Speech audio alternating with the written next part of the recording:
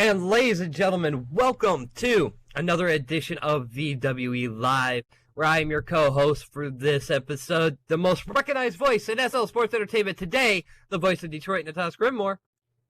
And I'm the voice of Sanity herself, Myra Murdoch. As we have some awesome news, well, I can't really say awesome, so to speak, but nonetheless, we have some really grievous news. Is right now, as you see before, those of you that were there, GOAT is continuing on their warpath. Mm-hmm. I mean, it started with Knight, and pretty much the eliminator Seth Cameron, and now turning around, and now they focus their attacks on the general manager and chairman, the chairman, I should say, Stuart Wharf. Exactly. I mean, it was horrible. What they did to Chloe's dad was the same thing they did to Stuart, and they just grabbed him out of nowhere and just powerbombed him through a table. It's like that's their only solution to dealing with people they don't want to deal with later on. But let's not forget the before when, the Chad came out and was really wondering what happened between him and Cody, seeing how he was, I guess, banished as Cody's disciple, and that's where it came out, because they were going to put Chad through the table, but Stuart Wharf came out and intervened, and with that point, he just pretty much let him go, and then turned around, and Cody ended up basically curb stomping Chad into the stage. Pretty much, and it was just horrifying to see, really. But, right now, early medical reports on Chad are not looking great. As for the chairman, Stuart Wharf, he is out of action. That is going on. I mean, what else is going to happen? Who is left? I mean, once Stuart Wharf actually gets out, I do not feel sorry for GOAT. And what hell will be brought down on by Stuart Wharf himself. But until then, what exactly is going to happen, and what chaos is going to actually happen now that the chairman is out of action?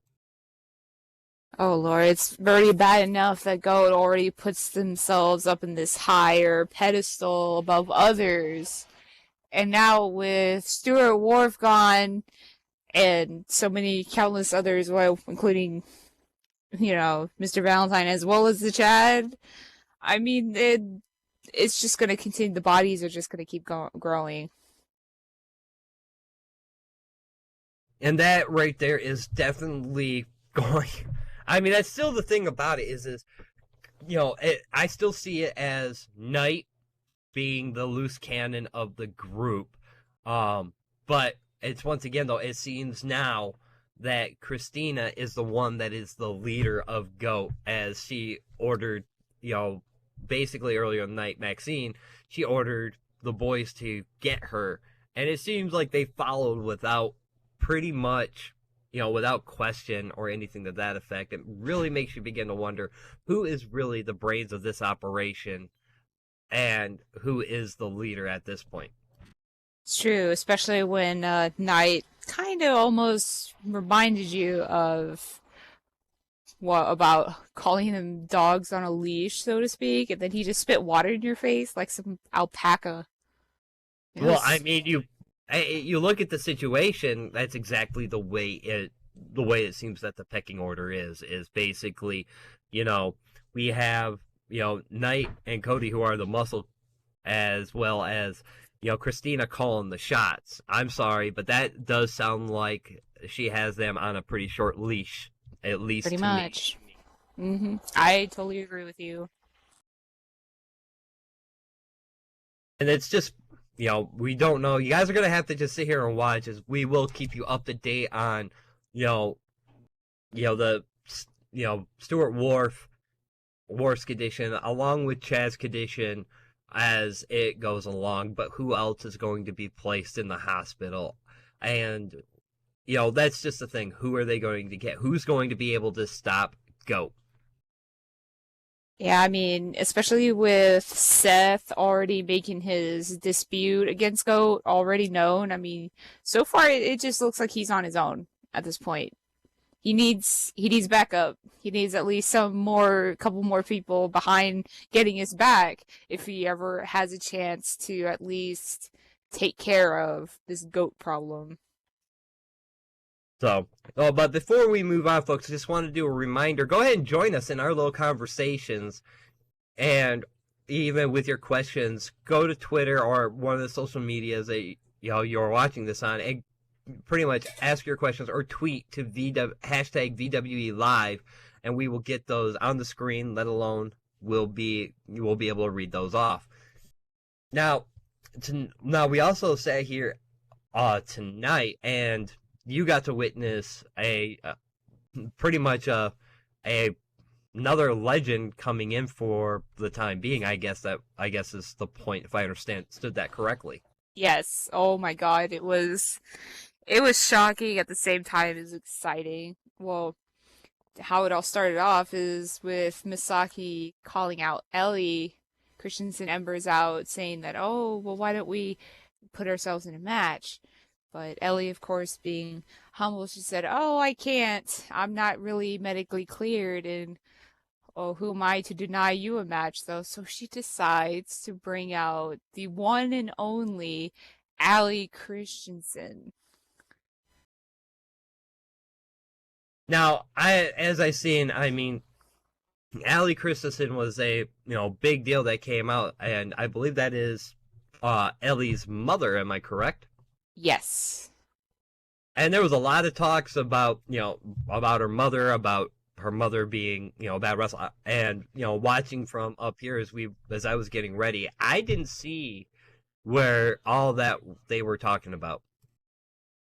Oh man. Well, it actually just with all of the times the last couple of weeks, or at least in polls from the last couple of weeks, how Ellie's been going on, and that her mother was a great inspiration to her.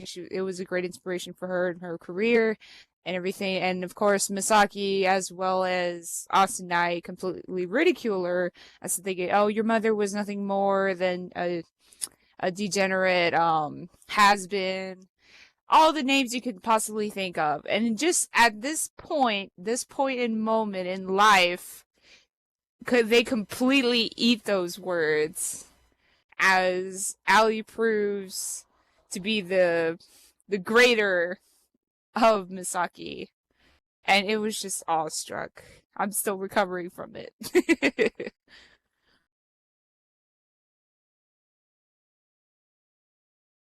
But for sure, I mean, as soon as Allie came out, I pretty much heard the whole arena pop, and apparently Mazaki bit off more than she can chew at this point, as it Oh, was yeah. it was a non-title matchup. Allie Christensen taking on Masaki, and yeah, apparently both her and Austin bit off more than they can chew tonight. hmm Of course, you recognize their more personalized tactics, so to speak. Of course, they believe they were going to get away with it, but oh, how have the tables turned in their ultimate demise? And of course, I don't know, I'm sure if you saw, but Allie Christensen actually came out with that famous cricket bat of hers that she's had since '08.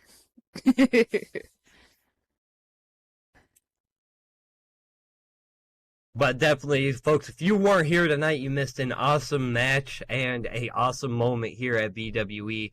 But moving on now, we've got quite a bit of Coda and Quota updates as we are going on with this series leading up to King of the Arena and the ladder match. As we had and pretty much in Group A, we have both Michael Carson and Jeffrey Fireguard, I believe, in the lead there with 4 points. Uh-huh. As I know you were there for the both Jeffrey's matches, and I believe both of Michael's. But definitely, it's still got a long way to go, though. Still got several matches to go, so that could change very, very easily. As right now we have in Group B, we have Hamaso Frenzy and Benja Nirvana leading the pack, both with 3 points this time. Oh yeah, they're taking the lead on with that group. And then though with Group C, now we have before today, it was DHA and the Crisis tied with 3, but after tonight, DHA ran away with the win, getting 3 points, which puts him in the lead with 6 points. So we're going to have to definitely wait and see. I don't think that the Crisis will take this lying down, so to speak. But right now, DHA has his spot, his comfy seat by the looks of it, right now going into King of the Arena. And then the fourth group, we have Kurt Bombastic and Derek Colt leading the way, both with 3 points tied, and it's going to actually start coming down to the wire, as Cody Hooley and Ren Blackheart only have 1 point moving on. So it's definitely going to be interesting to see as these matches move along how they are going to fluctuate in between these people. But of course, the men aren't the only ones that have their matches. We got the quota series going on here as well. So Myra, I'll go ahead and let you take care of the quota series. Right, thank you. As for our first group, we had Sierra Karasuma already taking the lead into the first bracket. She's already with a comfy 6 points. And of course, Crystal leading it right behind her with still remaining 3. Now, of course, Sierra puts herself into that comfy position, even though she's wanting to take home the Queen of the Arena and the championship herself for the name of herself and WPWF. But it just kind of goes to show how this is all going to play out. For the second group, we have Hillary Lamphere as well, taking in her cushy seat at 6 points. And of course, Allison Danes and Ellie Christensen Embers both following behind with only 1 point each. For the third bracket, we have Cheryl White leading the group for 4 points. And still behind her is Selena, Marionetta, and Kitty, all still remaining with 1 point. And as for the final bracket, we still have Riley Thomas and Viola Beaumont tied together for 3 points each, as hopefully Stacy and Aphrodite are soon to follow. So it's looking out like guys can start doing gentleman bets there on who's going to be the 4 from each bracket, or gentlewomen's, however you want. Well, gentlemen and ladies bets. How's that? That sounds better. It does. As where who's going to really make it to the King of the Arena for the Coda ladder match and the Quota ladder match. It is definitely, looking like, we've got some really good superstars and bombshells going into those. But once again, we still have some matches to go through. So you'll definitely have to sit there and tune in and find out who is going to be taking the lead, who is going into Quota. So that for sure is definitely going to be exciting news for when we actually, hear who is going to be advancing to the ladder match. Now, we do have a guest here today, as well as, if you have any questions for him, go ahead. Go to Twitter, do your comments and questions at hashtag VWE Live, where we can ask them for you, as we have Braden Carson here, the VWE World Heavyweight Champion. So how are you doing there, Braden? Natas, I'm doing good. You all should feel privileged. You both are sitting next to a king, world champion, Grand Slam champion. How are you guys feeling? I am absolutely feel privileged to have you here. See, Myra, he's privileged. Why don't you just own up to it? You should feel privileged too. I feel fine at the moment. Thank you for asking. But I'm doing good. I'm doing good. I'm just living the high life right now. World champion. I feel really good that they decided to name a free preview after me, King of the Arena. It's amazing. It's really good. That is really good. That is really something to hear about. Really something to be proud of. Yeah, of course. Who wouldn't be, proud of it? I busted my ass for 8 years. 8 years, and I'm finally world champion. And that's where I was. One of the first questions I was going to ask you is now that you have hit the top and that you are world champion, what is there left for you? I mean, is there? I guess what I'm trying to say is obviously you're going to defend your championship. You're going to continue proving that you are the best. But what is in store for you now going forward? Well, all I could say is the people that think I'm at the peak of my career, you're wrong, because I'm just getting started. I'm just now getting started. After 8 years, I'm just now getting started. I'm world champion. I'm at the high point of my career, but I'm not done yet. I'm going to continue proving why I am the best. As, you should be. I mean, and, there was a long time there that, you were, I guess you could say, in your brother's shadow, but you seem to have quite recently broke out of it after winning the U.S. championship from him. What are your feelings on that? I guess what I'm asking is what are your feelings of even before being put in Michael's shadow? How do you feel now breaking out of it? Well, for starters, when people go around saying you're in your brother's shadow, it kind of makes you feel, worthless. Like, what are you doing? You don't want to, if you're in the wrestling, you don't want to be in someone's shadow. You want to be at the top, and breaking out of that, it was amazing. To shut up Michael, to shut up the critics. It just feels like, I won the World Series, by myself. I didn't have no help. I did it all on my own. And not many people can actually say that. Some people, it takes a manager. Other people, like yourself, you have to find your niche. You have to find what your thing is and move forward. Now, has this actually caused a rift between you and Michael? I mean, not to get kind of personal, but, has this affected your family at all? It's one of them things where, you try to, overshadow one another, We're both competitive. We always have been. It just turns out I'm better than him, and he knows it now. It's basic sibling rivalry. Well, apparently that's the diagnosis there from the good doctor. Well, it's normal, really. The competitive nature you have between yourself and your brother, it's, all brothers and sisters have it. Whether it be each other or just for other reasons. I mean, for 8 years, I taught Michael everything he knows. Everything he knows. From wrestling and everything else, I taught him everything. And now you get to finally show that, I guess you could say the master is, better than the student, so to speak. I always have been better than him. Always. And I'll continue to do so. I plan on being the best that's ever laced a boot in Second Life Pro Wrestling. Like, I'm not stopping anytime soon.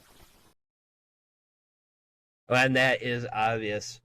Now, when it comes down to, I know you're watching this competition very closely, because this person, whoever's going to win the King of the Arena ladder match, is going to be, have that briefcase just like you did before, but be able to cash in on you to have a match, and it could be at the most opportune time. Who do you see actually winning, going into that Coda ladder match and winning? Well, obviously the competition's real tough right now, but the way I look at it is they're fighting a battle that they're going to lose. Because I'm going to tell you something, I'm the best I've ever been. Nobody's seen this version of Braden Carson before. Now, as far as who I think will win it, there's only one person I think can win it, Derek Cole. I mean, obviously, if I wanted to test myself, it'd be against Derek Cole. People call him the best, which I highly disagree. Well, I mean, your opinion is definitely. I mean, there was a long time there, where Derek was on a losing streak. Now he's back on track. So definitely would be a way to test yourself against somebody in for that title shot. But even with the title on the line, you're gonna have to really pay attention, because there may be even some, and you might even be surprised by the winner of it. That's just kind of my opinion. I won't be surprised by any of it. I'm going. I go every single week, to better myself. Sure, I have an ego. There's no secret. I have a huge ego. I think I'm the best. How are you going to be the best if you don't think you're the best? There's no way it's possible. Well, that is for sure. Nonetheless, but okay, so we got a question coming in from Twitter. How does it feel being second best in the world after Cody Hooley? You can probably have an idea who that is. Obviously, Cody Hooley is a guy that I respect, but I think Cody Hooley needs to watch his mouth, because he don't know what he's dealing with when he asks a stupid question like that one. It's obvious. Cody's good. He's great, but he's not Braden Carson. Nobody is. That's true. I mean, nobody can be anybody else. They have to find their own way. And nonetheless, you are the top dog right now. So it is definitely going to be, it is definitely going to see who will be better. Right now, Cody Hooley is not exactly in the greatest spots here in the Coda series.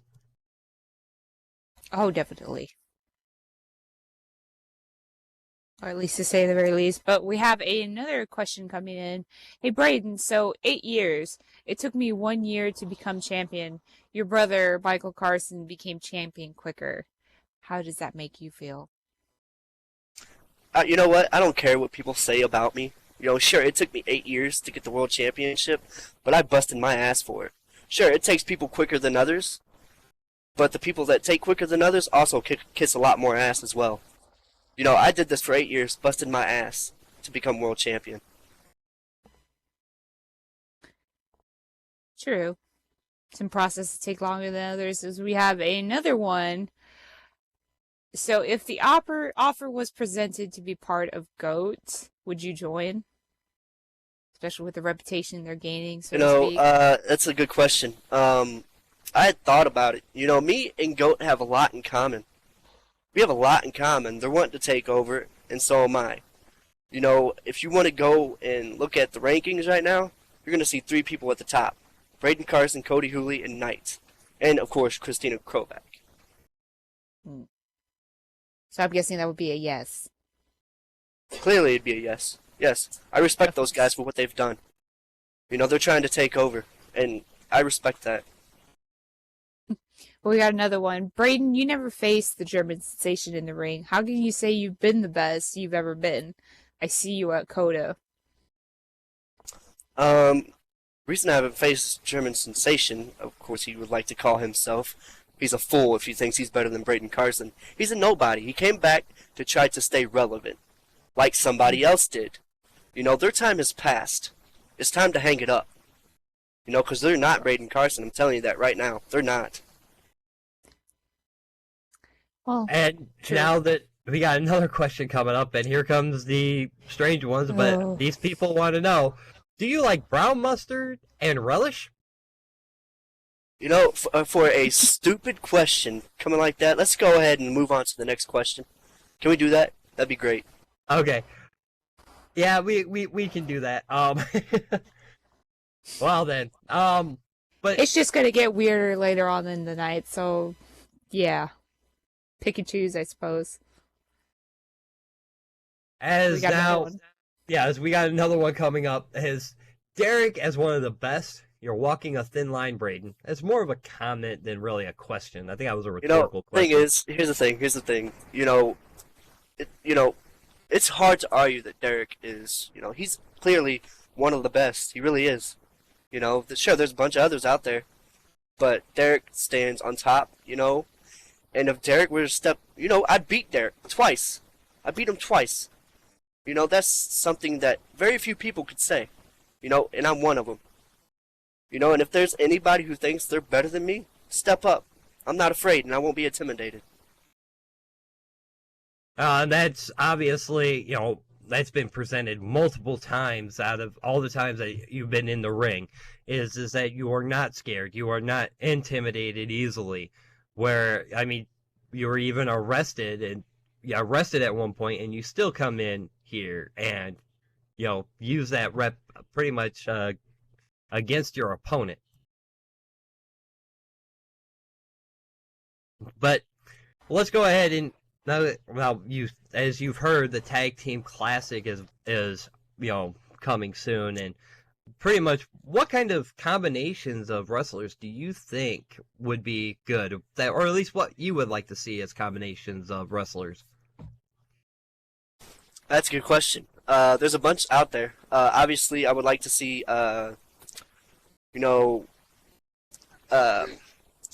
Austin Knight's group. I would like to see Derek, be partners with Masaki. That'd be a team to look out for. I'd also like to see Seth Cameron and Ludi Graves, if he was a woman, to be a tag team. They both are fools, But it's definitely tough. It's definitely tough because the Tag Team Classic is going to bring a lot out in one another. It's going to be really tough to decide exactly who's going to win this thing. No, and I believe so. I mean, but do you think, though, the attack on Stuart Wharf might delay the Tag Team Classic just a little bit? No. That was probably the best thing I've ever watched. That was awesome. When Stuart Wharf got thrown through the table by Goat, it was probably one of the greatest moments I've ever seen in my entire life. Also, don't forget, folks, that you can ask your questions and get them on air by going to Twitter and putting in hashtag VWE Live, and we'll be able to get those on there, and let alone all the other social media sites that this is playing on. So we can definitely get those and ask Braden for you guys. So, yeah, I mean, and that's going to come up. Do you have any intention of joining the Tag Team Classic? I mean, it'd be, having those tag team belts. What is Tag Team Classic without the King? What is it? It's going to be nothing without the King. Of course. Of course. You're going to see Braden Carson in this thing. Yeah, of course. Well, who would you pick as your ideal female tag partner? If I had to pick a female to be my tag team partner, that's a good question. There'd only be two. Christina Kovac be one. I'd like to see, Lily Martinez come out of retirement to tag team with Braden Carson. I think that'd be really interesting. Well, now we got more questions pouring in as predictions on Knight versus Seth for the U.S. title on VWE Edge. Knight kicking Seth Cameron's face in. Well, how do you think that's going to play out between Knight and Seth? I'll tell you what. Seth Cameron came back to try to keep himself relevant. And he's barking up the wrong tree. He really is. He's going to lose. Of course he's going to lose. He's not in the same shape as he was 4 years ago. He's not. Knight's going to run circles around Seth. It's going to happen. All right. Well, how about this? Would you ever give your brother Michael a shot at your title? I don't know why I should, but I would. Because if I was to give him a shot at my title, he'd lose. Like, that's something that you guys are not understanding. Michael is not even in my... He's walking in my shadow now. He's in my shadow. And he's going to stay there for a very long time. Uh-huh. As we have another one. So, you have beaten Derek. You have not beaten a 5-time world champion like me, Ludi Graves. You can't call yourself great. That's more of a comment than anything. I can't call myself great? Because why? I'm not 5-time world champion? Newsflash, Ludi. I know you're listening to this. You are not Braden Carson. You will not be Braden Carson. You might as well wrestle on Pulse, okay? Because let me tell you something. The talent you got, I have just in my right foot. So don't even sit there and try to stay relevant, because it's not going to work. Well, definitely going to be. I mean, and it's once again, it's a former champion, not a current champion. But as we got another one coming in, any chance of the Carson brothers teaming up again? Hell no. Why would I even team up with my brother again? That's stupid and foolish. No, it's not going to happen. You know, I'm better than Michael Carson. If I were to get a tag team partner, it wouldn't be him. It'd be somebody else, somebody better. All right then. As we have another one, Braden. And I think you have already answered that, but go ahead, Myra, and read that. All right. Oh, Braden, who would you like to win at Coda, and who would you like to face? If by your impossible standards they were to win King of the Arena, and you would get to face them. Obviously, you know, there's two.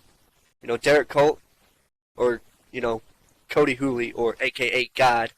You know, I would like to see how that plays out. You know, can you imagine, you know, King versus a God? You know what would happen? That'd be the greatest match you've ever seen in your entire life. I was thinking about the whole universe tearing a rift somewhere in there. But yeah, that's close. definitely be interesting to see. But, you know, I mean, it's once again, though, even if you were to face Cody Hooley, you would have to think, though, that, you know, Knight and or Christina would be kind of too far, wouldn't be too far behind. But even with Derek Colt, you've got Austin Knight there as well. So, you know, obviously it doesn't bother you, obviously, like you said, but the odds would be stacked against you. Probably more so with Cody Hooley than it would be Derek Colt. I'm not intimidated by anybody. I'm not, and I won't be. I'm world champion. Well-deserved world champion, if that.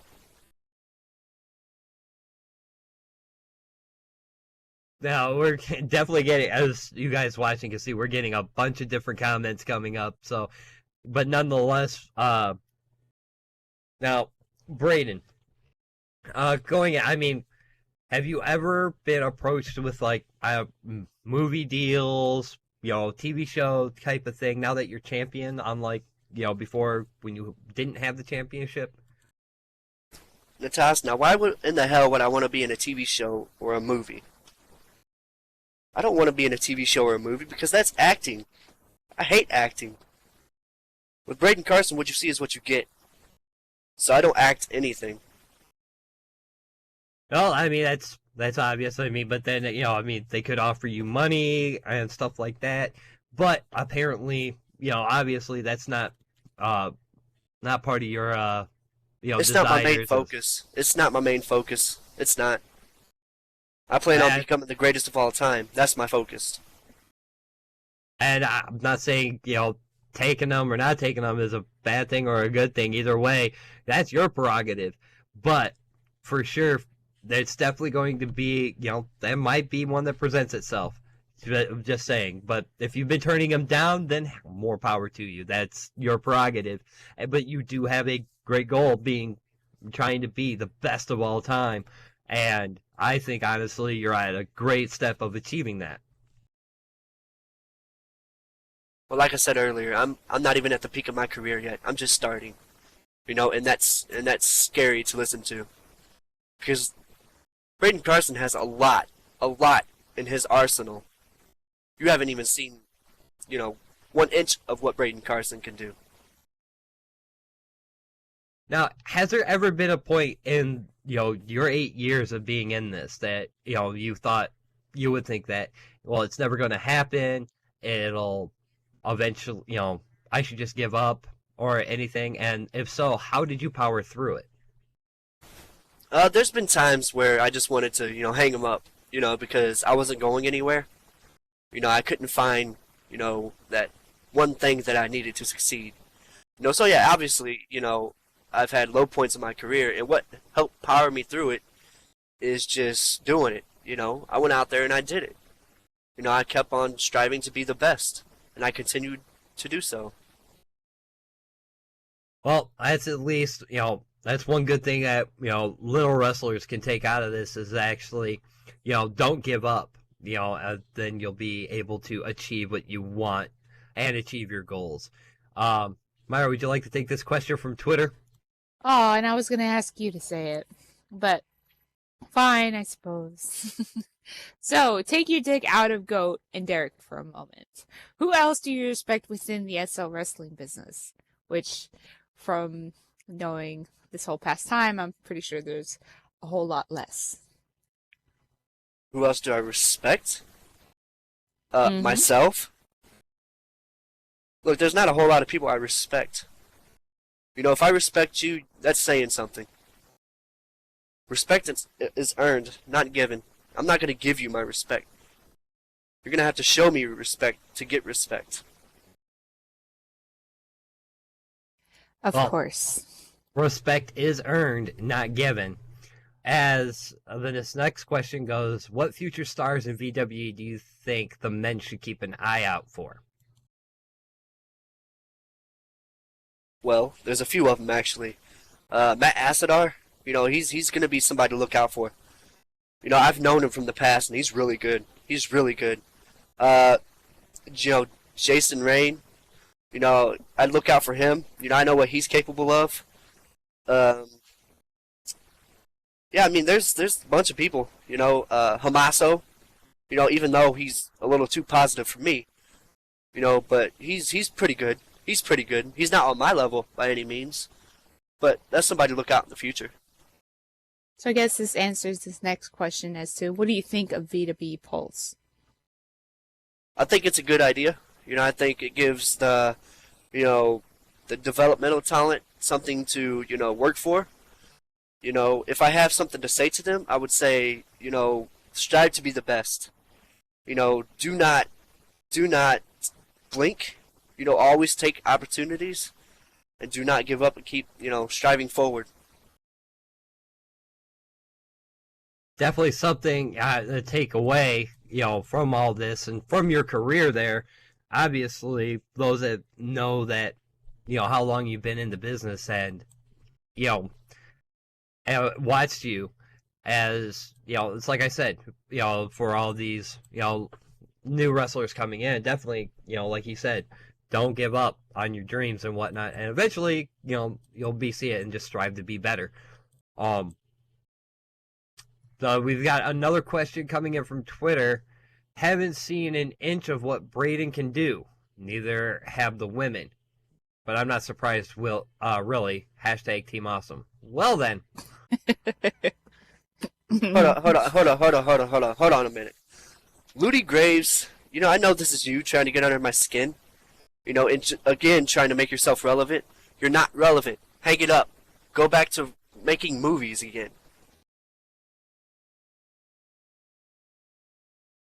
Well, I think we have more of a comment this time. History has shown all kings fall, all championships lost.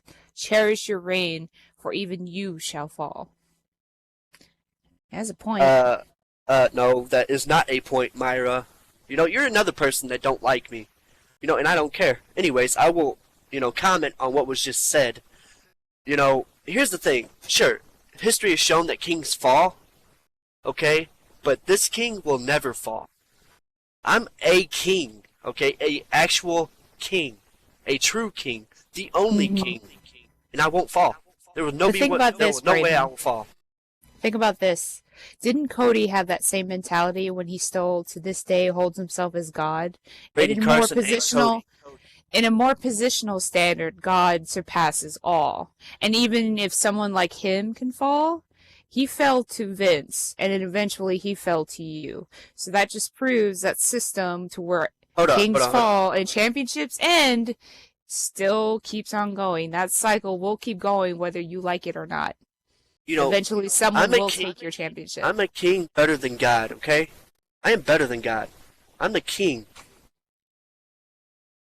Well, Cody was, is a false god, so to speak. So, I mean, he is. Yeah, and I'm not a false king. I'm an actual king. I hold the crown, which is the World Heavyweight Championship. So you can, cry me a river with your tears, because I really don't give a damn. Well, then I hope you don't, because that basically sounded like you burned that bridge with Goat. Saying that you are far superior than them. I'm far Basically. superior than everybody. I'm better than everyone, and I'm about to prove it every single week. Do you even watch? Have you seen what I've done before? Oh, I what have. I continue to do? Mm-hmm. All right then. So It's you why I don't see where I'm hold that coming kind from. of respect for you. I don't see care why. if you don't have respect for me. I said I was going to pick up the World Heavyweight Championship, and I did. On my own. Right. Honestly, there, Myra, you should feel ashamed of yourself not respecting the king like that. Oh, of course. But Natas, if I were you, I'd have someone else start my car for me. Because it doesn't sound like you're in any position, nor I, are in any position to be liked at this point. I don't know what you're talking about, but nonetheless, Braden, it is definitely, an honor to have. I mean, I look at you like King Arthur. I think I'd be probably about the best. Hold on. I'm better than King Arthur. I'm better His than him. father, Better than him. Uther. I'm the greatest king of all time. And that is saying something, and that is true. It will definitely be interesting to see what will happen with Coda as this comes out. But I mean, even going forward, you plan on. Oh, I'm sorry, we're gonna go ahead and continue on with this question before we get to mine. Braden, you fucker, do you want me to come to the VWE studios right now and beat the fuck out of you and shove that crown up your ass? Try me, Well, Graves. Try me. I'm not afraid of you. I'm not intimidated by you. If you were man enough, you'd actually step up. But instead, you keep, trying to keep your relevance. You're irrelevant to me. I mean, it's obvious that people are going to be jealous of you being the king. So, I mean, obviously, you're going to get Well, that's what opposition it is. wherever you go. It's jealousy. It's jealous. He's jealous of me. Of course Everybody's jealous of me because they want to be me. But Mm-hmm. sorry about your luck. You're not me. We've got another one. Braden, what's your story? How did you get where you are from the bottom to the top? I swear that's a song somewhere. Well, if I were to sit here and, say everything, we'd be here all night. I started back in, 8 years ago. What was that, 2011, I think? I don't know. I'm bad at math. Anyways, the thing is, I started for XWA, which is now obviously VWE. I was mentored by a guy named Sidney Washburn. Whatever. But he brought me in. It was like, yo, you're gonna be good. You're gonna be good. And I was wrestling for XWA for a while. There was a problem that happened, between me and the higher ups. And so I took my ball and I went home and I decided to wrestle for, places like SWF, BPW. Me and Michael tag team in DCWF for a while. And it's been a long journey. It's been a real long journey, trust me. There has been times I've wanted to give up and just be like, I'm not going to do this no more. And I've actually stopped wrestling for a good, a year or so. But then I came back, and here we are now. And that right there, ladies and gentlemen, is a great story of coming back, and you wonder why he is the king. A lot of these guys that come around here have continued wrestling, but you fought your demons and won, and look at you now. Yeah, like I said, it's been a long time. 8 years. 8 years to pick up my first world title in VWE. 8 years. I've been European champion, United States champion, tag team champion, now I'm the world champion, which makes me a Grand Slam champion. The greatest Grand Slam champion of all time, I must add. As so far you have gone on to prove it as it goes on. Now, Myra, do you have any questions yourself for the king? No, I'm good. Made my peace. Okay. Well, ladies and gentlemen, I'd like to thank Braden Carson, the king, the VWE World Heavyweight Champion, for coming and joining us tonight. No problem. It was the king's honor to be on VWE Live. And we were You guys should feel privileged, of course. Yes, I do. I feel privileged. I feel honored. Don't you feel honored, Right. Myra? Well, speaking of which, I think Chapstick just called and they wanted to be your sponsor, Nataz. They haven't seen anyone kiss so much ass before.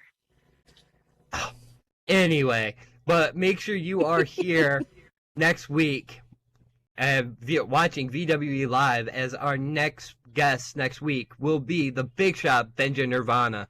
So definitely going to get your questions ready for him. But until then, make sure you are here at primetime, Wednesday at 5 p.m. SLT. And let's not forget Edge on Friday, 6 p.m. SLT. And, of course, Pulse, which is Sunday, 1 p.m. SLT. So until next time, I've been your co-host, the most recognized voice in SL Sports Entertainment today, the voice of Detroit, Natasha Grinmore. And I've been the voice of Sanity herself, Myra Murdoch. So until next week, we will see you guys there. So good fight, good night.